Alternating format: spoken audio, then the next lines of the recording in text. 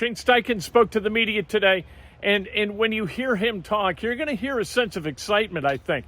There's some enthusiasm here about the return of Jonathan Taylor, and there's a little carbonation inside the building, and I think you can hear it in Shane Steichen's voice as he talks about both Jonathan Taylor, Anthony Richardson, and then he gets into some of the injury stuff as well. Also talking about the Titans, you can tell the respect that Steichen has for Mike Vrabel and that defense, especially that defensive front. Awesome. Again, I'll just reiterate what I said on Monday. JT's designated to return today. He'll be at walkthrough today. I decided to go walkthrough today just because we had to shoot back-to-back overtime games.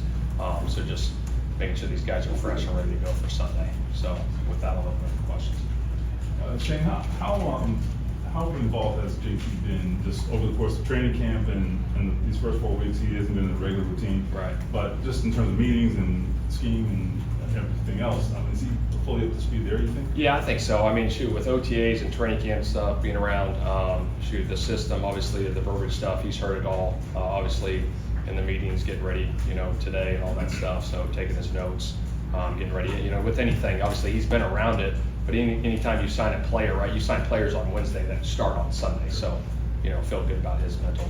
Shane, do you feel like him missing today, is 2 practices enough for him to even play on Sunday? We'll see. Like I said on Monday, we'll see how practice goes. Obviously, we got the walkthrough today and then practice, Thursday, Friday, just see where he's at. How important is it for him to learn Anthony's tendencies on the field and work that into the RPO game and all that? Yeah, no, that's a good question. I think with anything, obviously you got to get that chemistry going with those 2 guys in the backfield, obviously with his own read stuff and when he's pulling it, when he's reading different things. So we'll get that worked in this week and see where it goes. Shane, you mentioned that he was excited to be back. Obviously, I'm not going to ask for details what he said or whatever, but what did he show you or display to show him excitement? It was a private conversation, just getting ready to go. Obviously, the guys are competitors and want to play football, and like I said, he's excited to be back with his team. Shane, we know that Shaq Leonard's been through a lot, surgery and all that. Is he 100%? I don't mean helping him play. Is he explosive like he's always been, or is he still trying to get all that back? Yeah, I think with anything, you go through a serious injury like he had, it's not just an overnight thing. You got to get back in the repetitions, of full speed contact and all that stuff. So continue to ramp up. Obviously, 4 games, and we'll continue to ramp them up as the season gets going. How does JT's presence in the backfield potentially help the passing game? I'm talking about his tandem with Zach, and just in general having him back there. Yeah, no, it's huge. When you got an explosive player like him in the backfield that can hit the home runs, obviously, you might get heavier boxes, obviously with him running the football, and then, leaves some, shots down the field, depending on how defenses are playing it, but definitely has a huge element to our offense. Chunk plays are his thing, and I know he's just starting out of the gate, but just how transformative can those chunk plays be for your offense? Oh, they're huge. You create explosive plays offensively, your percentage of scoring goes way up, and when we started hitting those chunk plays last week, we started scoring points. So anytime you can create those explosive plays, it's going to help. Shane, did you sense anything in practice last week that maybe contributed to the slow start early in all the phases? No, I don't. We still had our good, process and our rhythm of practice. Obviously you had almost a 5-quarter game against Baltimore, and then you almost had another 5-quarter game, against the Rams. But I'll look at those things. Obviously, we don't want to get off to slow starts. We got to start fast, whether it's, scheme, myself, just getting the things. And you never know how it goes. Sometimes you hit a big play right off the bat and things are different. We got to take care of the football. Shoot, they hit the first play of the game, and, Stafford threw that thing up, and he got a great catch, tip, and, they got some momentum there. So we'll look at those things and get better. Is it, for lack of a better way of putting it, is it harder to get teams to give you a heavy box than it used to be? It feels like 2/3 of the league is all playing deep. Yeah, I think it's game by game. People play their shell coverage, they play their single high coverage. That's a Rolodex sometimes. Sometimes they don't want to get the shot, sometimes they want to play the run, and that's the chess match you play, with the offense and defense, trying to get the right call at the right time. Shane, do you anticipate Bernie practicing this week? We'll see how it goes.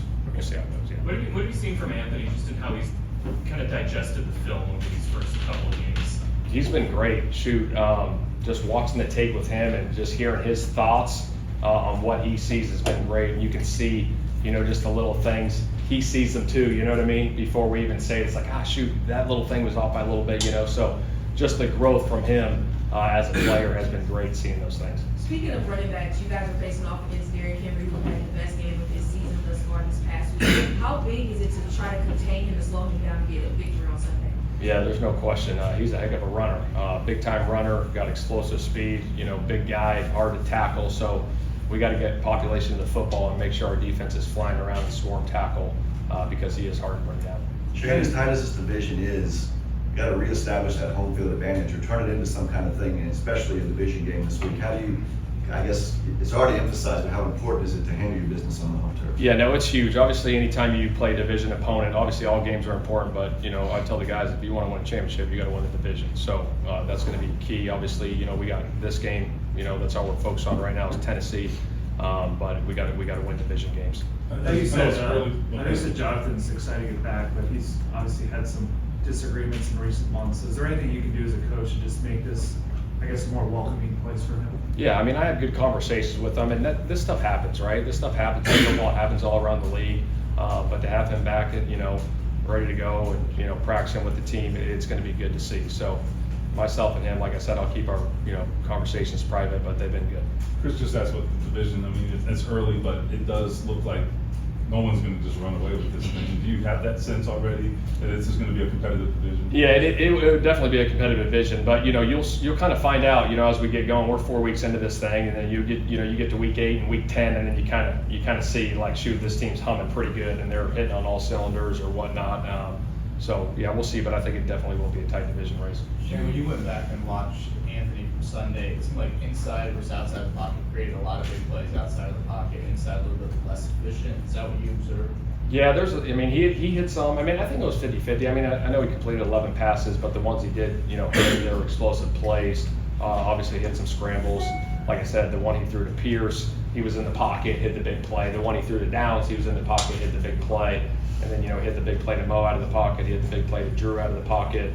So a little bit of both, but he's progressing well, and he's seeing it pretty good. Is that kind of why we talked about yards per attempt before? But is that kind of why yards per attempt is a little bit better than like completion percentage? Yeah, I think so. Anytime you can get your yards per attempt up, it's definitely going to help your offense.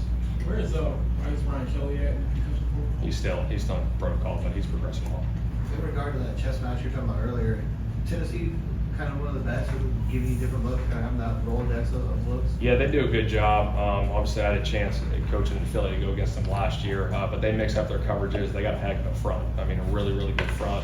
So it's going to be a heck of a challenge for us, but one we're looking forward to. Shane, how's the secondary reacted since Dallas's injury report? Say that again. How's the secondary reacted since Dallas's injury came out? Yeah, anytime someone gets hurt, I got a ton of respect for Dallas, the way he plays. But those guys that ride around him, obviously I had good conversations with him, his teammates. That's it's a tough deal. It's a tough deal because he's a competitor. But it's going to be next guy stepping up. That's Shane Steichen. Sounds excited about this week, doesn't he? This is an interesting week for the Colts. Every week is. When you've got a 17-game season, you got to take care of business week to week to week. In terms of Major League Baseball and their 162-game season, every single one of these games is worth 10, right? You win this weekend, that's like a 10-game winning streak. You lose, that's a 10-game losing streak. And if the Colts fall to 2-3, that makes the following week more important, and the following week more important, and all of a sudden at the end of 17 weeks, you're either there or you're not. We'll see what happens with the Colts this season. We'll see what happens with Jonathan Taylor this Sunday at Lucas Oil Stadium.